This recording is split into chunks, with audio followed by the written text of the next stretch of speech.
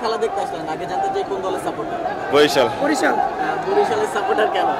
আমার বিভাগ বরিশাল। আসলে বরিশালের মধ্যে ফেভারিট প্লেয়ারটা কে আপনার?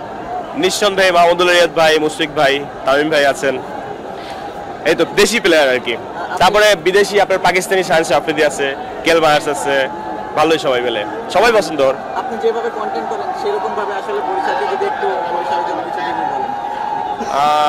সেভাবে বলতে ওই প্যাটার্নটা আসলে যৌক্তিক দরবারে বসলেই মূলত আসে, তো এখন সবার মাঝে বসে আসলে বসে হয়তো ওইভাবে আসবে না। তবুও যেটা বলতে চাই যে আসলে মোরা বরিশালেরা, মোরা এর আগেও চ্যাম্পিয়ন হয়েছি, আবারও চ্যাম্পিয়ন হবে ইনশাআল্লাহ। আসলে সিলেটের ফ্যানরা রয়েছে, সিলেটের যেহেতু খেলাটা আপনি বলেছিলেন যে যেই বিভাগে খেলা তারা যেন জিতে, আজকে কেন বরিশাল জিতবে? না, নিজের দল তো এই জন্য টানটা একটু বেশি। সিলেটি ফ্যানদের জন্য কোনো বার্তা থাকবে? না, নিঃসন্দেহে তারা খুব ক্লোজলি, তারা খুব অতিথিপরায়ণ, তারা খুব হচ্ছে আউট অফ সিলেটের বাইরে থেকে যারা আসে তাদেরকে খুব তারা পছন্দ করে এবং তারা খুব ফ্রেন্ডলি।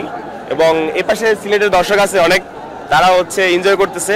খেলায় তো হার জিত থাকবেই, সিলেটের দর্শকদের জন্য শুভকামনা থাকবে, তারা যেন চ্যাম্পিয়ন হতে পারে।